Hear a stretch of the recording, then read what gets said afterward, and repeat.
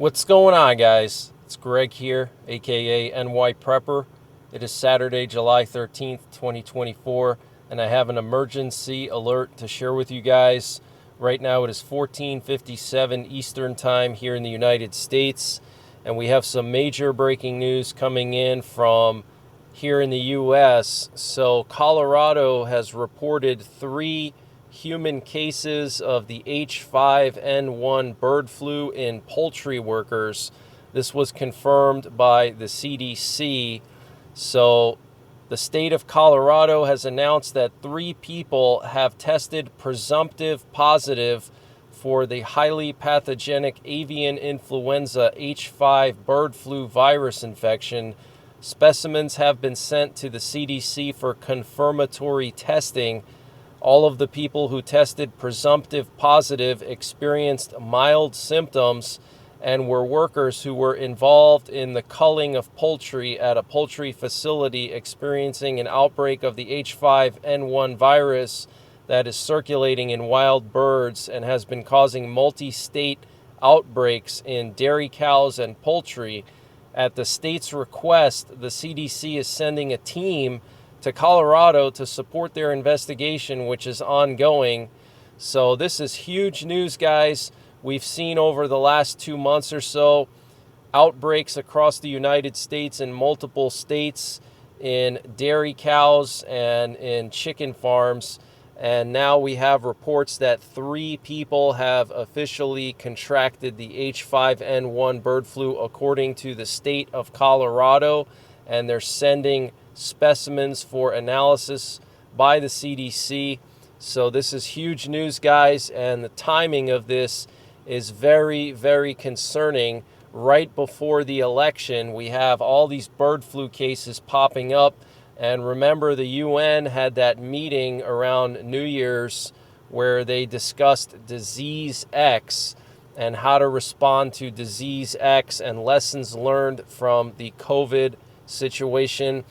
And also, I think we're going to see all these events kick off at the same time. So we're going to have a war in Asia on the Korean Peninsula and between China and Taiwan. We're going to have a war in Europe, in the Baltics, possibly Poland, Romania, Ukraine, and also in the Middle East between Israel and Hezbollah and Iran. And now we have the bird flu, and all of these events could possibly kick off right before the election. So get prepared, guys. And we have some very concerning information coming out of Germany. So the Bild newspaper in Germany is reporting that the German military has drafted an elaborate plan, a secret plan, to deploy forces to the eastern part of NATO in the event of a war with Russia. According to the newspaper, the plan of Germany's operative actions, dubbed Operations Plan Deutschland or O-Plan Du, is called to ensure sustainable, reliable, and effective defense architecture. Under the plan, the key task for Germany as NATO's main node will be to ensure the deployment of thousands of NATO soldiers to the east and to ensure troops provision. It means that many streets and roads, as well as the port infrastructure, will be used for military purposes, not by civilian transport, a German Interior Ministry spokesman explained. So they're talking about using civilian streets, roads, and ports to move NATO forces and equipment to the east. Apart from that, according to a Bundeswehr officer, the plan also envisages the construction of camps for prisoners of war. Wow, in case they capture Russian soldiers. Special attention is paid to civil defense and measures to protect the civilian population. And we've seen over the last few months multiple NATO countries putting out these survival manuals for their citizens and urging citizens to prepare for war. We know that in Warsaw, the capital of Poland, they've started to build bomb shelters and they're clearing out old Cold War era facilities that were used as bomb shelters. And this update was sponsored by Patriot Supply. Guys, Patriot Supply is doing a discount on their 1 month emergency food supply. And to get the deal, you got to go to preparewithnyprepper.com, and the link is in the description below this video. This is a 1 month freeze-dried food supply. It has a 25-year shelf life. Normal price is $237. They've dropped it down to $177. So that's a savings of $60. And it's all packed within 2 rugged, water-resistant buckets. Free shipping is included. $177 for 1 month of food. Where are you going to find a deal like that? They also have a general store, and they're always running discounts in their general store on various prepping and survival items. They have everything from MREs, potassium iodide, to survival seeds. And to get to their general store, you got to click on the Patriot Supply logo at the top of the page when you get to preparewithnyprepper.com. And you'll see when you get there, they have everything you can imagine. So use the link preparewithnyprepper.com to get $60 off the Patriot Supply 1 month emergency food supply. That's $180 for 1 month of food, free shipping included. The link is in the description below this video. And also check out their general store. They have everything you can imagine prepping and survival related, and they're always running various discounts there. And they've been talking about converting Warsaw's underground metro system into a massive bunker that could shelter up to 2 million people.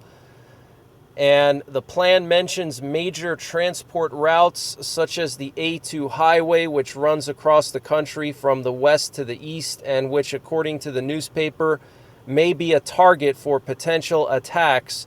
This plan was also highlighted in Der Spiegel magazine on Friday. It said that the A2 highway is likely to be used to pull NATO troops eastward. It will be guarded by the military, police, and other services. Special parking lots for military vehicles will be organized every 300 to 500 kilometers, which will require additional power and food supplies. So they're talking about staging areas every 300 to 500 kilometers. Both media outlets note that the plan has been drafted in a situation when German politicians and the military say that they anticipate Russia attacking the alliance before 2029.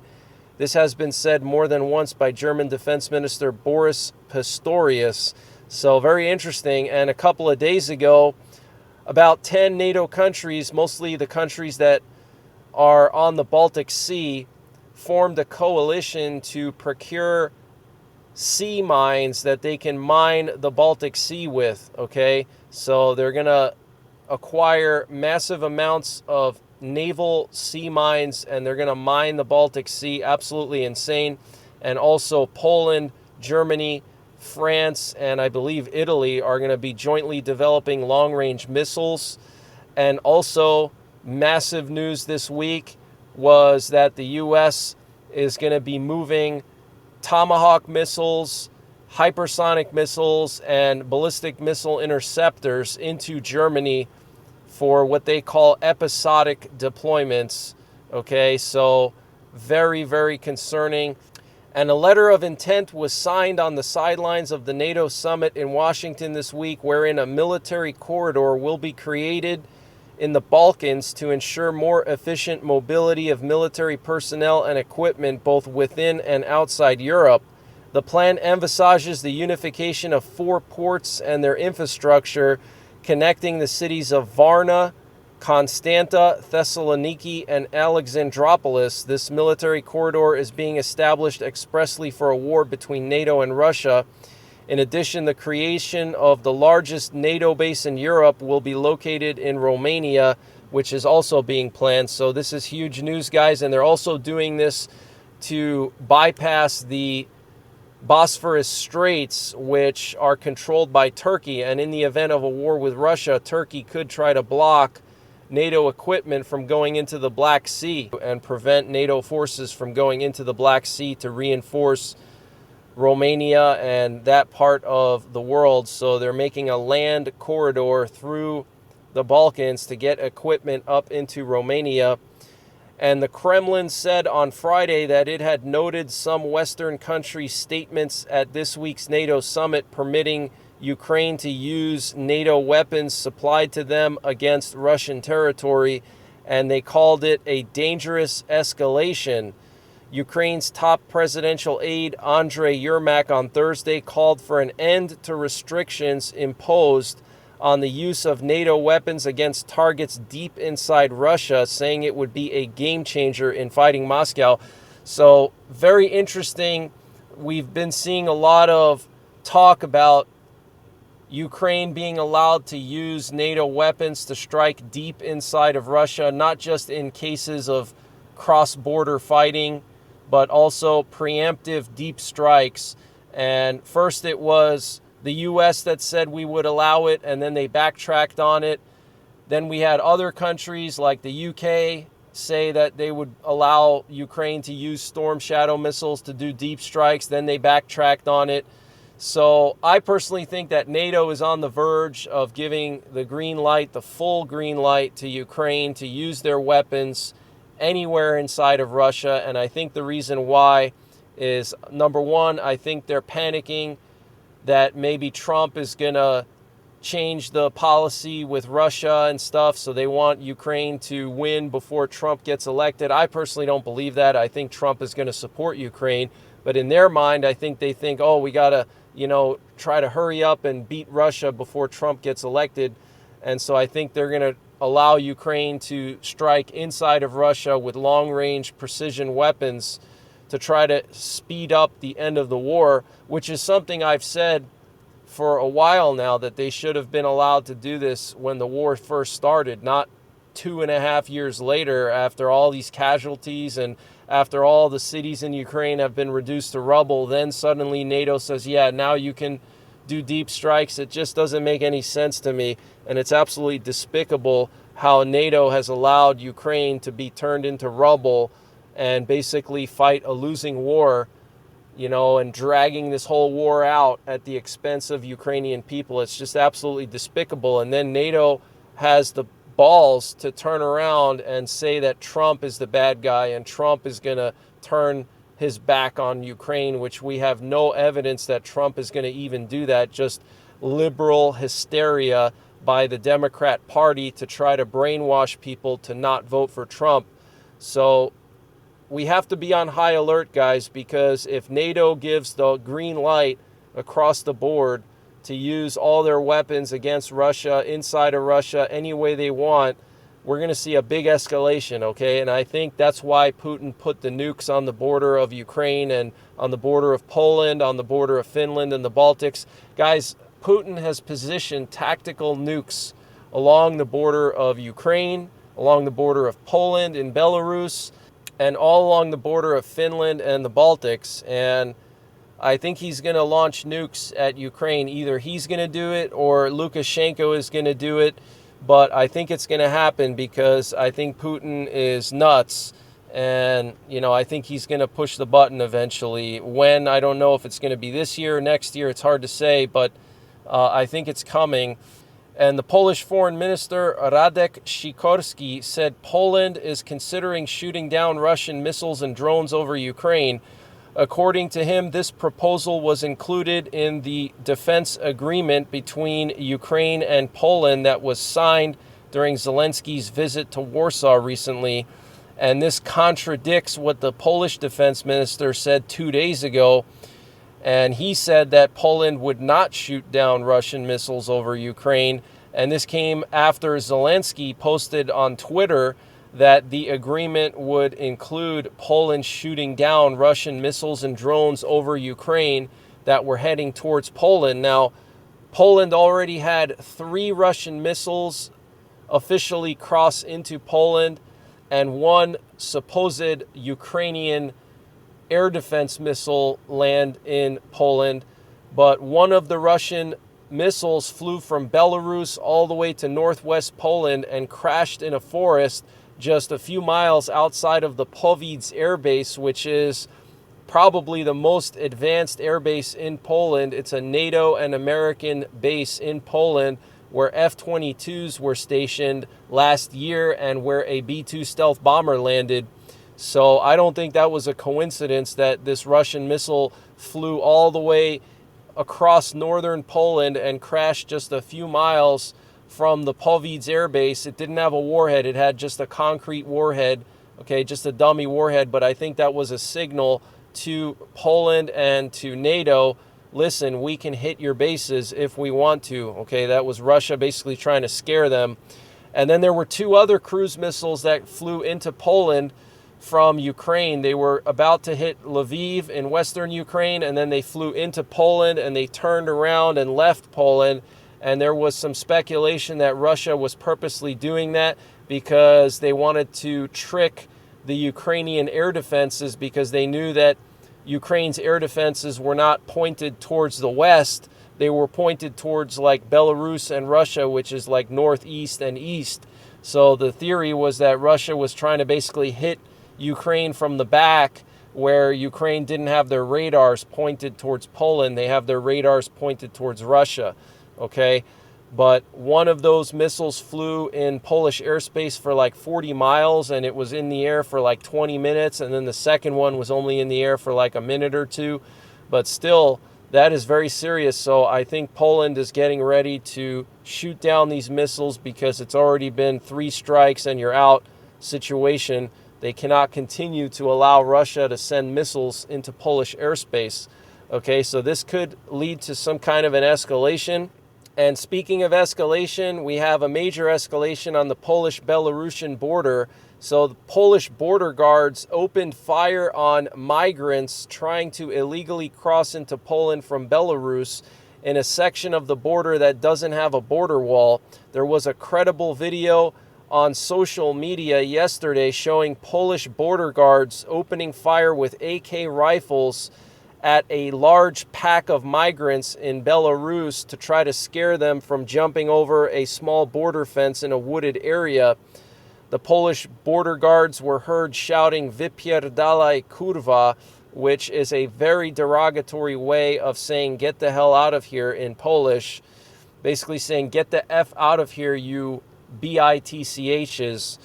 Unfortunately, I cannot show this video on YouTube because they will flag it as violence and potentially take this video down. But what I will do is I will post it to my Telegram. I'm going to try to find the video. What's interesting is that that video was actually deleted off of Twitter this morning.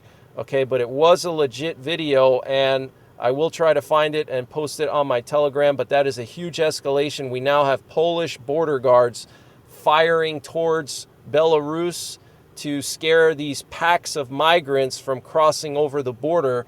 And one Polish border guard was already killed like a month ago when one of these migrants made a spear out of a knife and a tree branch and hurled it at a Polish border guard through an opening in the border wall. So very serious situation there. And Poland is in the process of building a massive fortification, the likes of which we have not seen since World War II. This fortification is going to be along the Belarus border, and it's going to be 50 kilometers wide in some areas. It's going to include massive minefields, anti-tank trenches, anti-tank obstacles. They're going to have bunkers for civilians in the local towns there and the villages that they can go into if there's an artillery duel between Belarus and Poland. Pre-positioned stocks of ammunition in different areas along the border, so they have everything they need to respond. And they're also increasing the number of troops on their border with Belarus to 17,000. Okay, so lots of escalation going on. Poland building the largest defense line since World War II. America putting long-range missiles in Germany. We haven't seen that since the Cold War. Okay, hypersonic missiles, the Dark Eagle and the Typhoon system, which includes the Tomahawk and SM-6 missiles. Mining the Baltic Sea. I mean, the escalation is huge.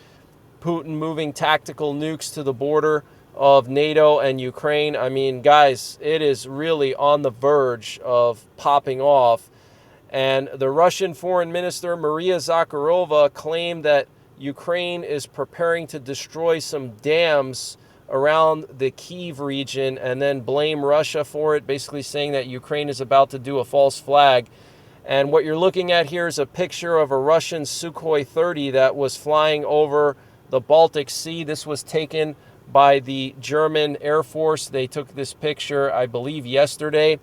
And Belarus is preparing provocations on the border with Ukraine in order to show China its strength, according to the Ukrainian intelligence. Apparently, Belarusian secret services are preparing an operation under a foreign flag.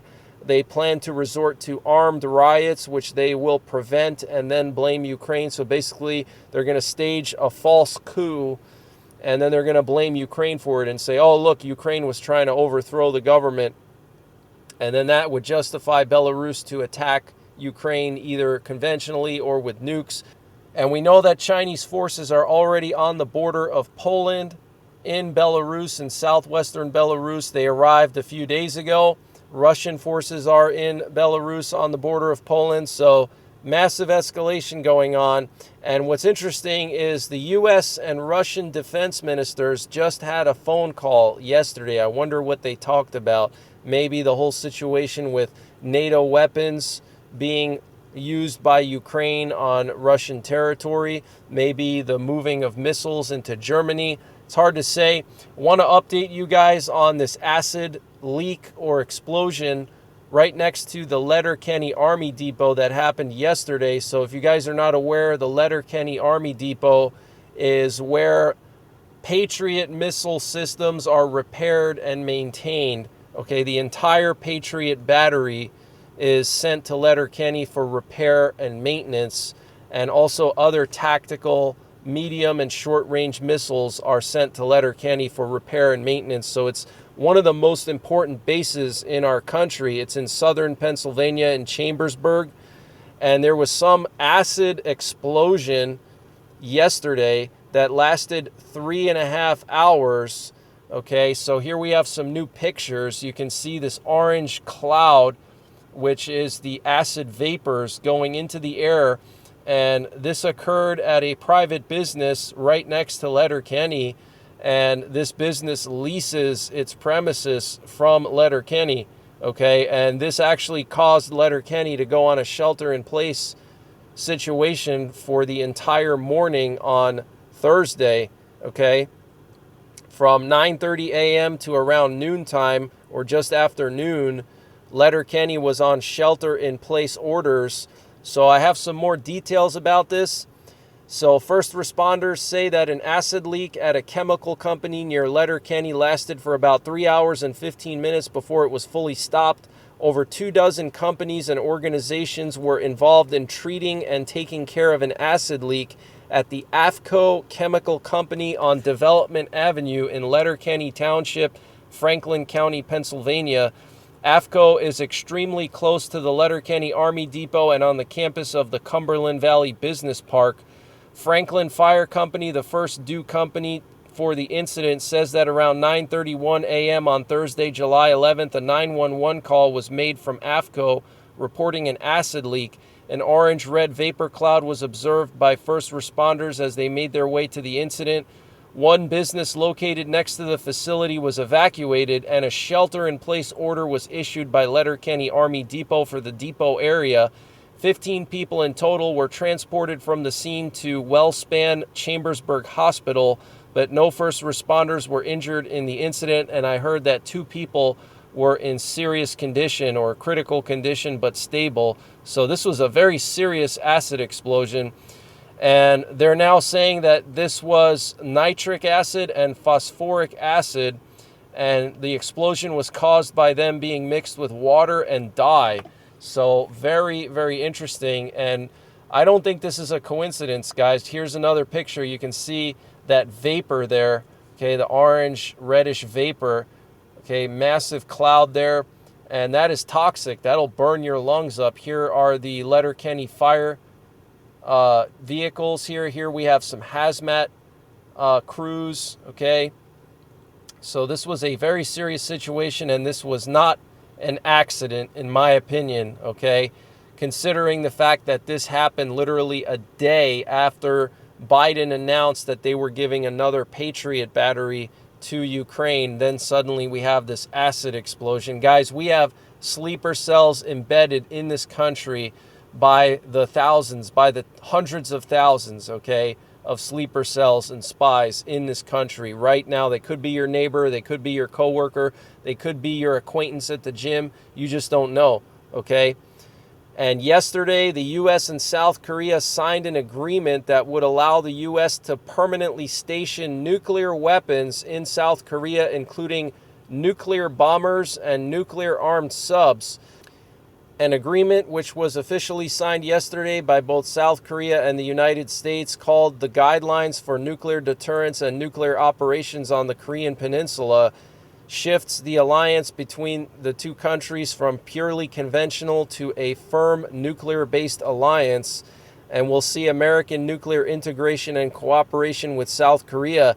The guidelines of the agreement also state that U.S. strategic assets like nuclear-capable bombers and submarines will now remain in South Korea on a constant basis instead of only on special occasions. This comes after increased escalation on the Korean Peninsula after Kim Jong-un test-fired multiple new nuclear-capable missiles over the last few months, and after North Korean soldiers tried crossing into South Korea on several occasions. In one incident, they walked into a minefield, and in another incident, they were fired upon by South Korean soldiers. Also, remember, Putin and Kim Jong-un signed a mutual defense treaty. Therefore, theoretically, if the U.S. attacks North Korea, Russia would then back up North Korea. Okay, so massive escalation going on the Korean Peninsula. And apparently the Chinese military launched a massive test fire of rockets in Mongolia at 0400 hours yesterday, local time. Okay, the Chinese military rocket force conducted multiple waves of rocket test firing in Mongolia yesterday, and the Russian naval fleet is going to be participating in a Chinese-Russian drill, and the Chinese naval fleet arrived already in the military port of Zhanjiang in Guangdong province on Friday. And so they're going to be doing this big drill. And remember, Chinese warships entered the Alaskan exclusive economic zone a few days ago, okay? And also a few days ago, China sent a record number of warplanes into the Taiwan ADIZ, okay? Over 56 Chinese warplanes got within 33 nautical miles of Taiwan this past week, okay? Now they're doing drills with Russia in the Pacific, and they're test firing rockets in Mongolia, okay? So this is very, very concerning, and it looks like Russia may assist China in attacking Taiwan, okay? And here we have some video footage coming out of Belarus showing Chinese paratroopers training with Belarusian infantry right on the border of Poland at the Brest training ground, literally 2 miles from the Polish border. We have Chinese paratroopers training with Russian and Belarusian soldiers, okay? So you see where this is going, guys? This is going to be a big war with multiple fronts. We're going to see China, Russia, Belarus, Iran, Venezuela, Cuba, North Korea, all fighting against America and NATO, okay, on multiple fronts, all right? And here we have footage of the Russian warships that arrived in China. This is right near Taiwan, guys, and they're going to be doing drills over there. And here we have some footage of some Chinese drills that just occurred near Taiwan. They had these amphibious artillery pieces that they were practicing with. They were firing on some kind of island off the coast of China that resembled Taiwan. Okay, so look at this, guys. These artillery pieces can literally swim, and they're firing them at this island. So that's probably what China's going to do. They're going to probably have a lot of these, and they're going to start bombarding Taiwan's coastline. So hopefully Taiwan has a way of destroying those. And Spanish media is reporting that Russia has deployed nuclear-capable caliber cruise missiles with a range of 2,600 kilometers in Libya in the port of Tobruk. And this could be why we've been seeing U.S. Navy reconnaissance drones looping off the coast of Libya for the last 3 weeks or so. So this was reported by El Confidencial, which is a Spanish news company.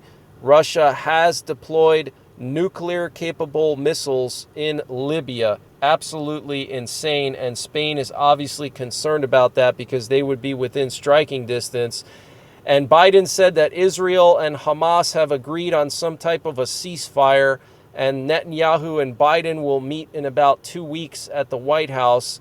So is it possible that Biden threatened to not support Israel against Hezbollah if Netanyahu didn't first agree to a ceasefire in Gaza? I think that's what's happening here.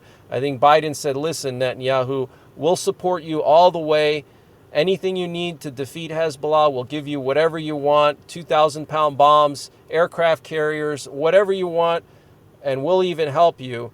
But you have to first sign a ceasefire deal with Hamas. Maybe that's what it is. I think that's what it is. And that could be why we've seen a delay in Israel's assault on Hezbollah. Okay, maybe this is what was going on behind the scenes. All right, so maybe the timeline for the war against Hezbollah is going to be pushed back maybe into August rather than July like everybody was saying. We'll have to wait and see. The Teddy Roosevelt Aircraft Carrier Strike Group arrived in the Middle East in the U.S. Fifth Fleet area of operations on July 12th to deter aggression, promote regional stability, and protect the free flow of commerce. This was posted by U.S. Central Command. So U.S. Central Command confirming that the Teddy Roosevelt Carrier Strike Group has arrived in the Middle East. So it is now in position in the event that Israel decides to attack Hezbollah.